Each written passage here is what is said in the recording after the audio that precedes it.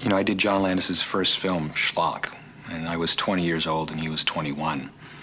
And as I was making him up, he was talking to me about his next movie, which was going to be American Werewolf in London. So right away, started thinking about it. And then cut to, you know, many years later, it turned out, Schlock was, a $30,000, independent, low-budget film, and nobody was really banging down John's door to make American Werewolf. And so I had a long time to think about it.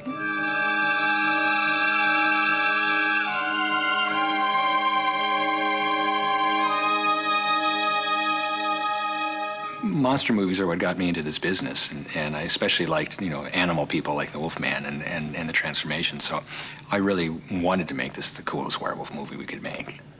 I remember having arguments with John because I wanted him to be a biped, a two-legged werewolf, because I always think of werewolves more like that, basically probably just because of the Wolfman, Lon Chaney Jr. walking around on two legs. He kept saying he wanted it to be this demon hound from hell. When John said he wanted it to be, a quadruped all four like that, I wasn't quite sure how to do it even. I thought, how am I going to do that? How am I going to do, can I put two people in a suit? No, that's going to look dumb, It's like, and it was one of those things that, like, in the middle of the night, I happened to think of it, and it was remembering as a child where you do the wheelbarrow race thing where people hold your feet and you're walking on your hands. And I thought, if we did something like that, if we put a guy kind of on a board, where he was actually walking on hands with a board with wheels on it, and we could like puppeteer the hind legs and like they were rod puppeted.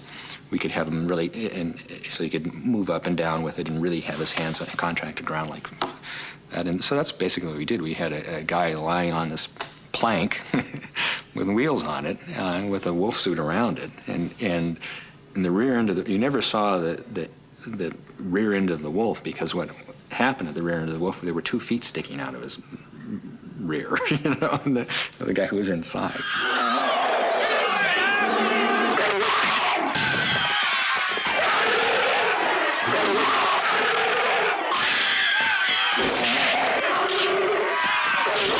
I had a dog at the time that was a Keeshond that had some kind of big mane of fur and stuff, and it ended up, the werewolf ended up looking very much like my dog Bosco that I had at the time, because it was a good reference to look at, But he did, I think the wolf is very cool. John always said he was never going to show him for only just a few frames, and I intentionally sculpted a very extreme expression on him so that in a very short amount of time you could see that he was this, evil hound creature. I love you, David.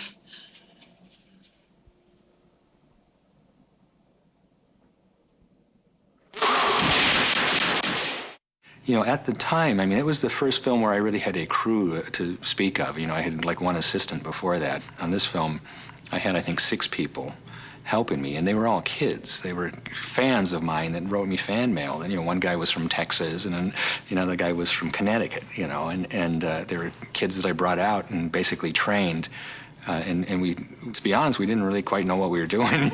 We were like, in uncharted ground, basically. People hadn't done this kind of work before. Jack! What? Where are we going? I don't know. I'll tell you when we get there. Okay. In the script, it says that, Jack, who was played by Griffin Dunn, his throat is torn out by this wolf. And, half his face is missing, and he continues to degenerate through the course of the film. So I did basically what I thought that would look like, which was this big, hideous, wound in his neck and a very scarred up face. And Griffin, on the first day they did the makeup test, wasn't too pleased about it. He thought no one was really going to look at him because he was so horrifying looking and disgusting, and he was disgusting looking. People always seem to remember there's a little piece of flesh that wiggled on his neck, they always stare, and he's probably right. I think there are times where instead of looking at his performance, you're looking at the little piece of wiggly flesh, but... The wolf's bloodline must be severed. The last remaining werewolf must be destroyed. It's you, David. It was, a series of different makeups. Each time we saw him, he was more decomposed, so that means we had to resculpt and make new pieces. Oh, be serious, would you? The process of makeup is an additive process. You add to someone's face, and it's easier to make someone look fatter. It's very difficult to make them thinner because we really can't subtract from what's already there. And as you're decomposing, you become very skull-like. It's very difficult. So what usually happens when you do a makeup like that, you end up building the cheekbones out and building the rest of it out so that it becomes hollow-looking. But it gets big, and I thought, why can't we make it a puppet? I thought, we do a puppet, we actually can subtract. So what I actually did was had a life cast of Griffin done that I did a clay press out, and I had a clay version of it, and I actually carved in where it should go in, and sculpted basically what Griffin's skull would look like, and then we were able to make a much more emaciated, dead-looking character that way. You look awful. Thank you. In the scene in the porno theater, he's a puppet, and Griffin actually operated the mouth of the puppet, and as he read the dialogue.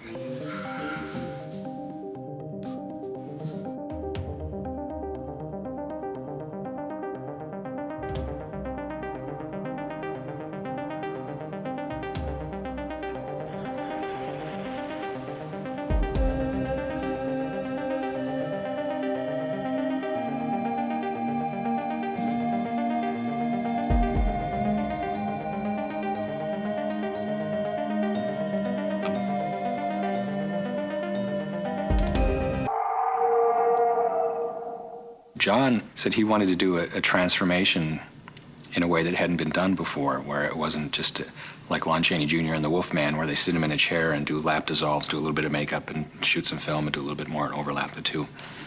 He says it seems to him that, if your whole body is changing into a different creature, it would be a painful experience, and he wanted to show the pain and have movement.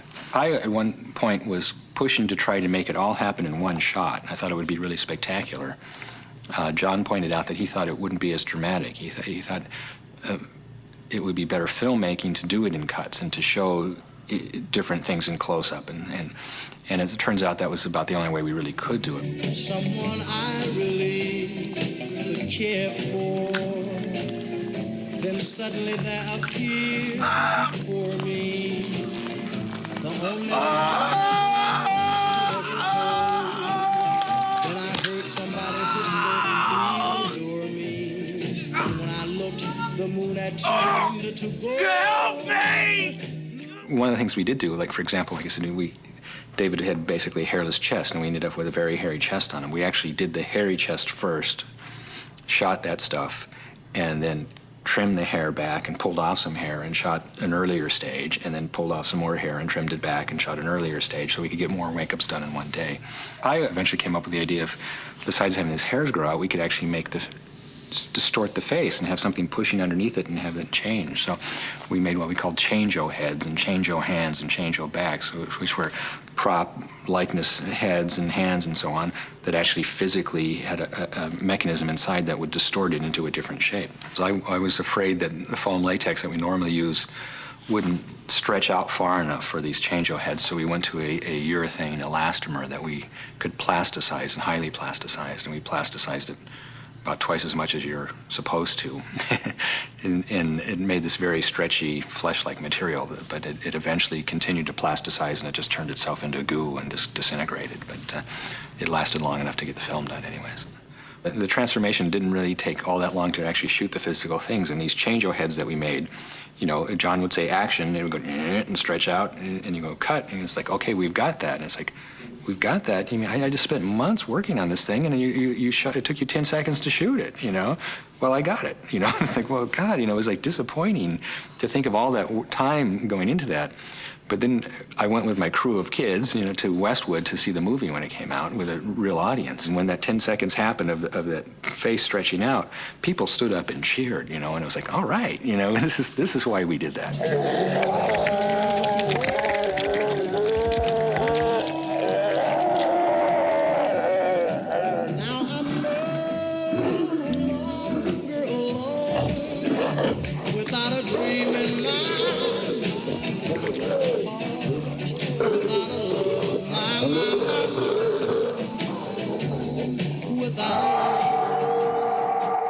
It was funny, as many times happens in the industry, American Werewolf kind of set the standard for what a monster movie was going to be, and how a transformation was going to be done. And every film after that that had a transformation in it did what we did. And I would actually love to have the opportunity to do a transformation in a film like American Werewolf again. I would definitely take advantage of computer technology as well. I think a real marriage of the techniques, and you could do a transformation that would just totally blow people away. You know, and I hope I get the opportunity in my lifetime to do it again.